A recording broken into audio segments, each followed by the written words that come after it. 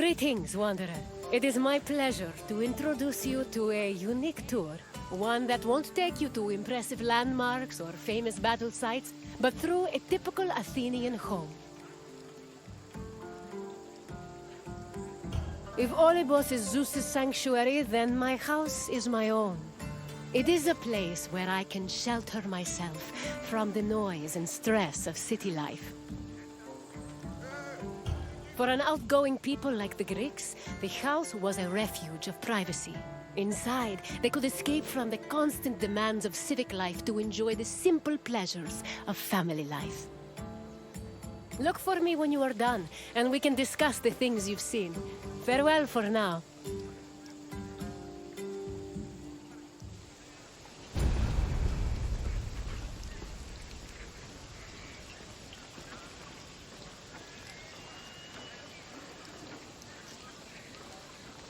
Ποιος ο υπέτειος?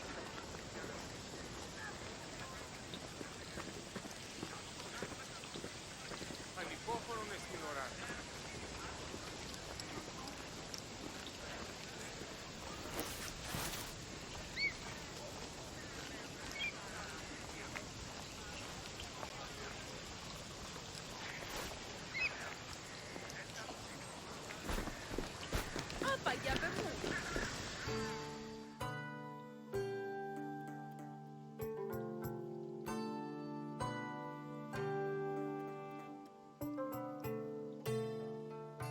The house, or oikos, was a residence for Greek families and their slaves.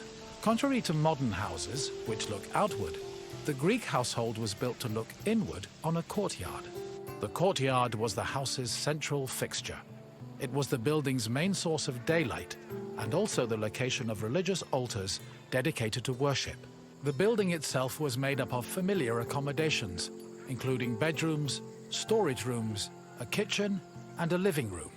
Women were generally in charge of tending to the home, which in Greece was called oikonomia, a term that inspired the modern word economy.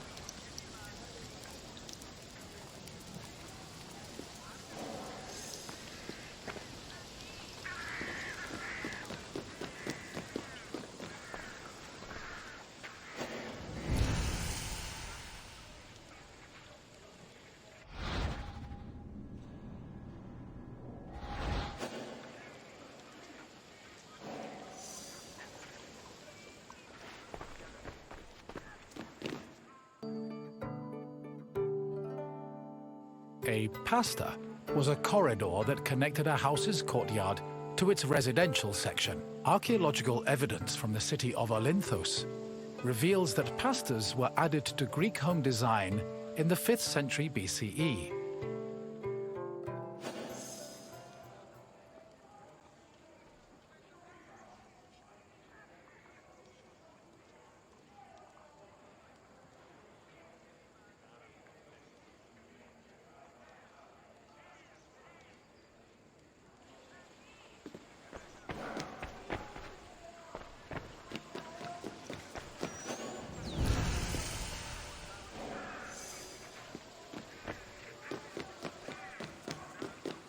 Greeks had no qualms about combining their work and their private lives, and many of them worked from home. Artisans like blacksmiths, sculptors, and potters often had workshops in their houses. Some even operated small stores to sell their work. Similarly, doctors were known to treat patients in special offices located in their homes. Women also worked in the house and were responsible for making textiles, as well as producing clothes and supervising weaving, which was carried out by slaves. If the household was wealthy enough, they could even produce a surplus of textiles to sell in times of financial difficulty.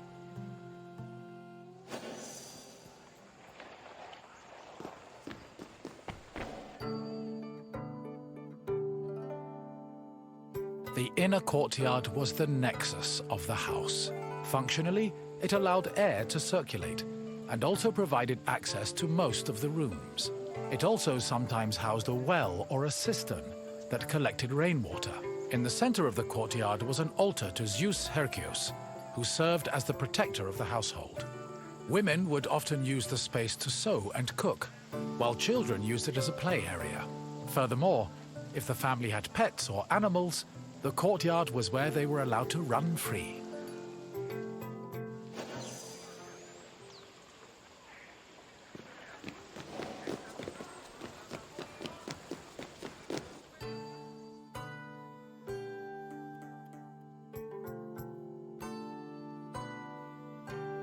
The bathroom was located in the back of the house. Much like today, it was used for cleaning and washing, although the Greeks used chamber pots instead of toilets. Most bathrooms had a luterion that could be filled with water for washing.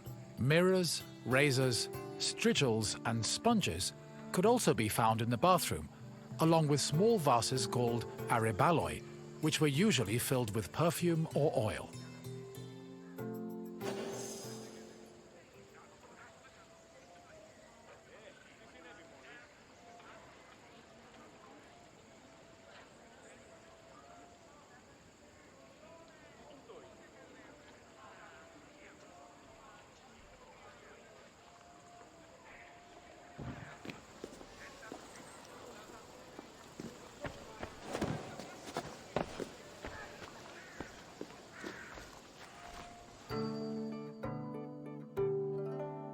Greek homes had kitchens where the family's meals were prepared. The Greeks did not often eat meat, except during special occasions like banquets or after sacrifices. They had mainly a grain-based diet, eating staples such as bread, porridge, or a barley cake called maza.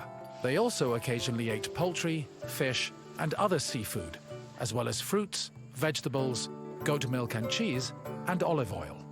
Food was cooked on a tripod, or sometimes in a klibanos, which was a sort of mobile oven. Other cooking implements included the family also used the kitchen to store food in containers called pithoi.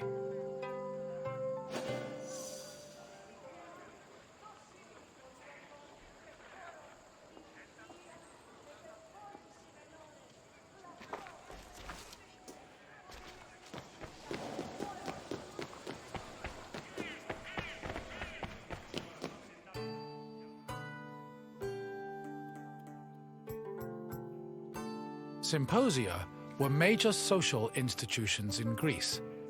They were drinking parties held exclusively for men. The party took place in the men's section of the house, the andron, where residents and guests reclined on special couches called klinai. Food was served on low tables set in front of the couches, while wine was placed in a crater in the center of the room. During a symposium, men drank, sang, had philosophical discussions, and played games like kotobos. Musicians, dancers, and even courtesans were often welcomed to attend as well. However, wives and daughters were always excluded.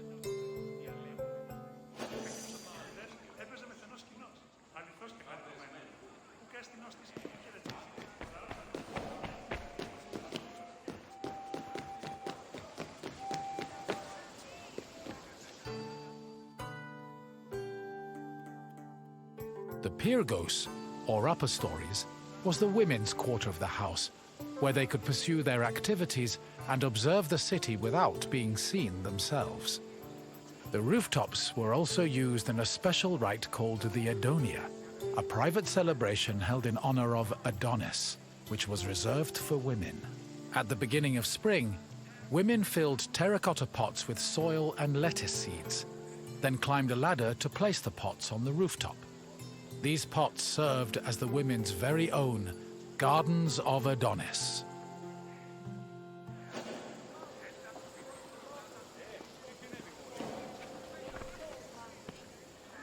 I hope you now have a better understanding of the routines and home life of the Greek people. What would you like to do next?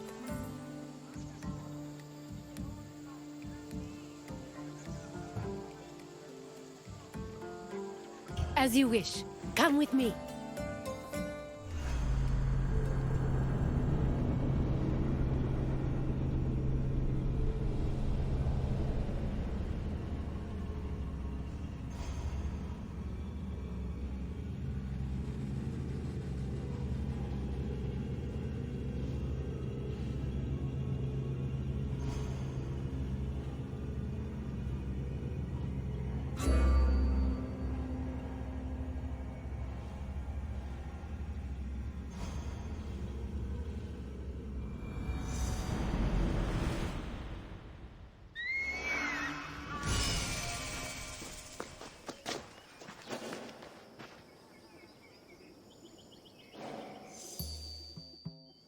my friend! How fortuitous to run into you in this most intoxicating place. I'd offer you a drink, but for some reason the workers won't let me borrow any of their wine. Cheapskates. Why, I'm Marcos, of course, one of the most successful merchants in all of Greece. You really haven't heard of me? My name is known from Kefalonia to Kos. If you've ever paid money for something, I probably received a percentage. But enough about me. Let's go back to what you're doing here. You know, I once started my own wine business on Kos. It hit a bit of a snag when my investors, three brothers calling themselves the Cerberos, suddenly lost faith in me. But after they had a tragic run-in with a bloodthirsty Misthios, I was able to land on my feet. From then on, the streets of Kos overflowed with wine, and my purse overflowed with drachmi. Very sad about the Cerberus, though. Couldn't have happened to nicer people.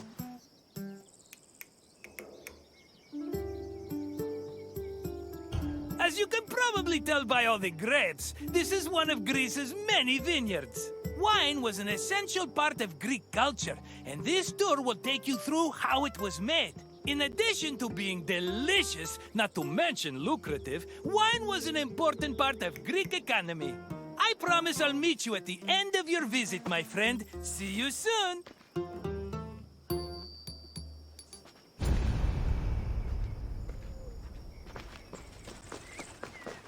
Winemaking dates back to the 4th or 3rd millennium BCE. It became widespread in Greece during the Bronze Age, and within centuries the Greeks had refined it further. The first step in the process was always harvesting, where grapes grown on rows of vines were collected by vineyard workers. According to Homer, harvesting was often accompanied by music to give it a more festive atmosphere. Ancient Greek wine mainly came in 3 different varieties: Osteros, Glucathion, and Autokratos. It could be flavored with spices, herbs, resin, and even perfume. It was also much stronger than modern wine, with an alcohol percentage of approximately 16%. Because of this, the drink was mixed with water to make it more palatable.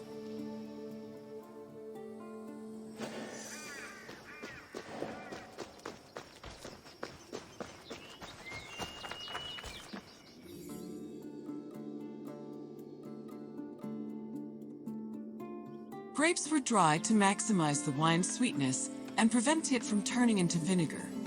In most vineyards, the drying process involved laying the grapes out on the ground under the heat of the sun, then covering them at night to protect them from accumulating dew. According to Hesiod's poem, Works and Days, the ideal time to dry grapes was 10 days and 10 nights. When they were finally completely dried, the grapes were collected in jars, just as they are today.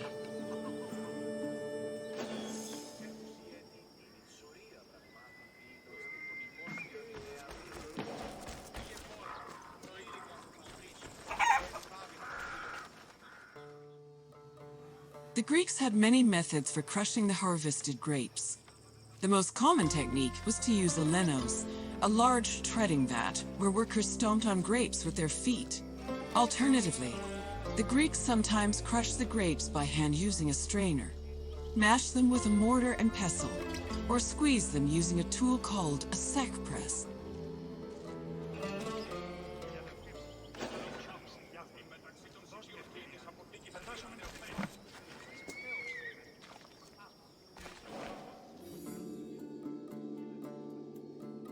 After the grapes were pressed, the resulting juice was poured into large containers called pithoi, where it fermented. Once fully fermented, the wine was filtered through an ethmos, or sack, which separated it from the residual yeast called lees. The wine was then placed in a special storage room. The room was half buried to keep it dry and maintain a consistent temperature of 15 degrees Celsius. These measures ensured the wine wouldn't lose any of its quality before being shipped to market.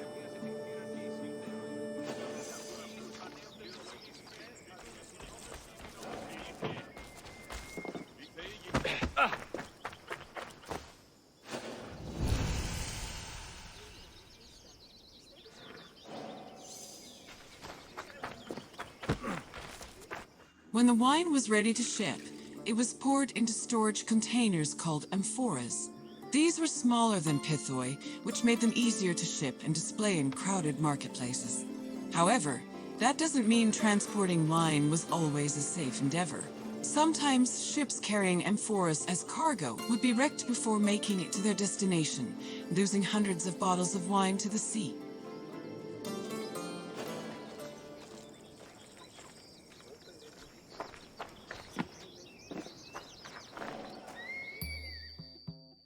Ah, my friend, are you drunk with knowledge?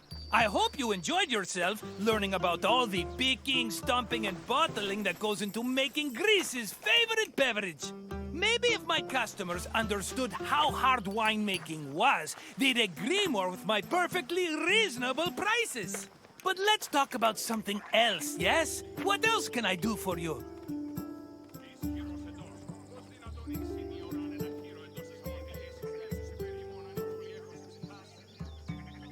If you say so, my friend, I hope we see each other again soon.